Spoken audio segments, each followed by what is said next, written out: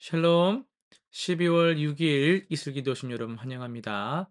우리 디모데후서 1장 7절 암송하고 시작하겠습니다.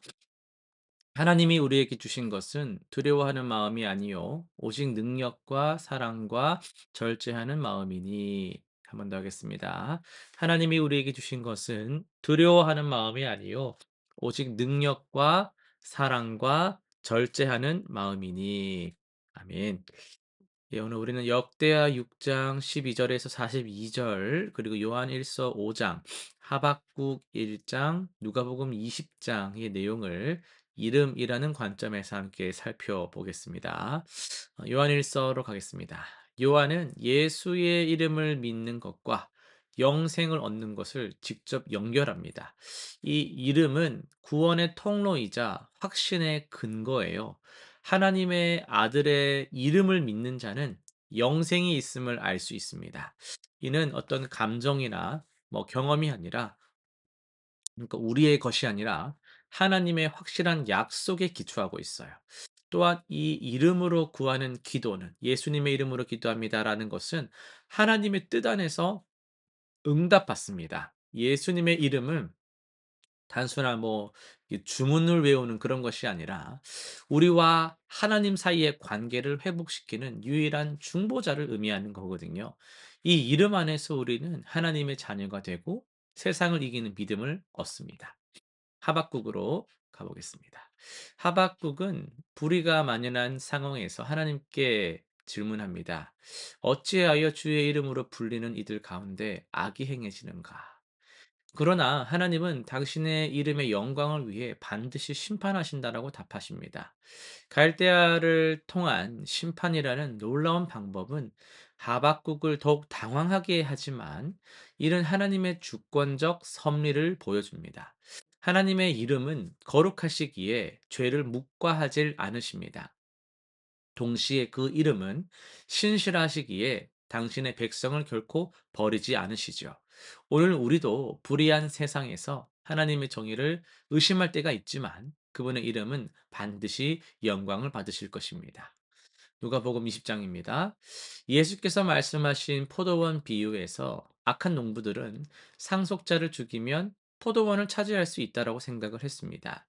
이는 종교 지도자들이 하나님의 아들을 거부하는 모습을 예표하는데요.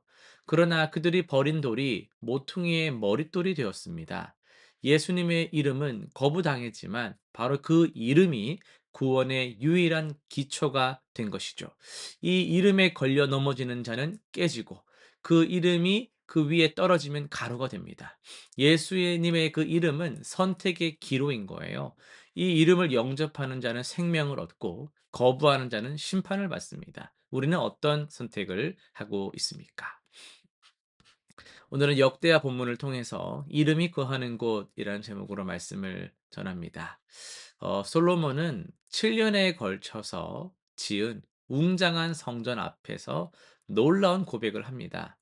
하늘과 하늘들의 하늘이라도 주를 용납하지 못하겠거든 하물며 내가 건축한 성전이오리이까. 여러분, 이 성전은 하나님을 가두는 건물이 아닙니다. 그러나 하나님은 이곳에 당신의 이름을 두시겠다라고 약속을 하셨습니다. 이름을 둔다라는 것은 단순히 간판을 건다는 것이 아닙니다. 고대 근동 문화에서 이름이라는 것은요, 그 존재의 본질, 그 존재의 임재를 의미했어요. 하나님께서 이름을 두신다라는 것은 그곳이 하나님과 만나는 장소, 하나님께서 응답하시는 장소가 된다라는 뜻을 가지고 있습니다. 오늘 우리는 어디서 하나님의 이름을 만나고 있습니까? 예수 그리스도께서 오신 이후에 하나님의 이름이 거하는 곳은 건물이 아닙니다. 예수님은 내가 곧 길이요 진리요 생명이라고 하셨고, 바울은 너희 몸은 성령의 전이라고 했습니다. 하나님의 이름은 이제 예수를 믿는 우리 각 사람 안에 거하시는 거죠. 이것이 우리 삶에 무엇을 의미하고 있습니까? 먼저는 우리가 있는 곳이 거룩한 장소가 된다라는 거죠. 월요일 아침 출근길에서도, 점심시간 식당에서도, 저녁 집에서도 하나님의 이름이 항상 우리와 함께하고 있습니다. 한 간호사는 중환자실 밤 근무가 두려웠다라고 하는데요. 하나님의 이름이 내 안에 거하신다라는 고백으로 이제는 그 병실이 성전이 된 거예요. 또한 우리의 말과 행동이 하나님의 이름을 드러냅니다. 하나님의 이름이 거하는 곳은 기도의 응답이 일어나는 곳이에요. 우리가 하나님의 이름으로 말할 때 능력이 있습니다. 그러나 교회 안에서는 찬양하다가 밖에서는 거짓말을 한다면 우리는 하나님의 이름을 더럽히는 것이라고 할 수 있겠죠. 사업을 하는 한 성도님 계신데 뭐 거래처에서 뭐 쪼금만 이제 속이면 큰 이익을 볼 수 있는 그런 상황이에요. 그런데 정직하게 밝힙니다. "저는 예수 믿는 사람입니다. 하나님의 이름으로 사업합니다. 손해를 좀 볼지라도 저는 거짓말할 수는 없습니다." 그리고 거래처 담당자가 말을 합니다.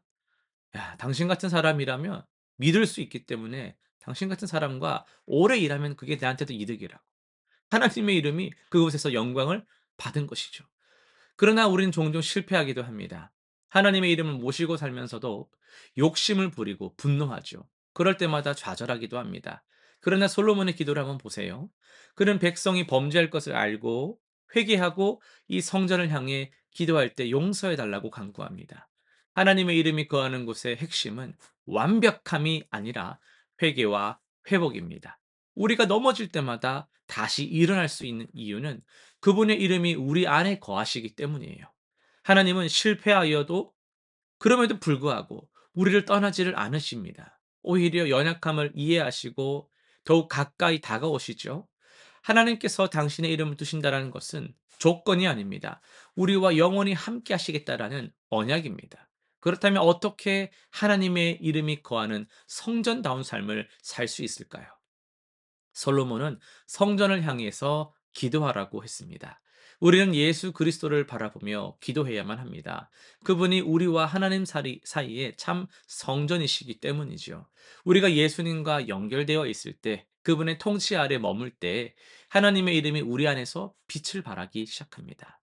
또한 우리는 그 사랑을 받은 자로서 서로를 사랑하며 격려해야만 합니다. 각 사람이 하나님의 이름이 거하는 성전이라면 우리는 서로를 함부로 대할 수 없어요. 형제 자매를 비난하는 것, 그건 하나님의 성전을 비난하는 것이고 모독하는 것입니다. 반대로 서로를 세우고 사랑하는 것은 우리 안에 역사하시는 하나님의 이름을 높이는 것이죠. 하나님의 이름이 우리 안에 거하신다라는 것은 두려운 책임이기도 하면서 놀라운 특권이기도 합니다. 우리는 완벽하지는 않지만 하나님은 우리를 통해서 당신의 이름을 드러내기를 원하십니다. 오늘 우리가 가는 곳마다 하나님의 이름이 함께 하십니다. 여러분의 집이, 직장이, 학교가 하나님의 성전이 됩니다. 실천사항 세 가지 정리하겠습니다. 매일 아침 "나는 하나님의 이름이 거하는 성전입니다." 라고 고백해 보시길 바랍니다. 이 정체성을 기억할 때 하루의 선택이 달라집니다. 두 번째, 일주일에 한 번이라도 내가 하나님의 이름을 영광스럽게 했는지를 돌아보는 시간을 가져보세요. 실패한 부분을 깨닫게 하신다면 회개하시고 하나님께서 도우신 부분들은 감사하며 나아가시길 바랍니다. 세 번째요. 가족이나 동료 중 한 사람을 하나님의 성전으로 대하시길 바랍니다. 비난하거나 무시하는 대신 하나님의 이름이 거하는 존재로 존중하고 격려하시길 바랍니다. 기도하고 마치겠습니다. 거룩하신 하나님 아버지, 오늘도 우리를 향한 변함없는 사랑에 감사드립니다. 연약하지만 주님의 이름이 우리와 영원히 함께함을 우리가 믿습니다. 우리가 가는 곳마다, 우리가 하는 일마다 주의 이름이 영광 받게 하시고 넘어질 때마다 주님의 은혜 의지하여서 다시 일어나 담대하게 주님 앞에 나아가게 하여 주옵소서. 예수님의 이름으로 기도드립니다. 아멘.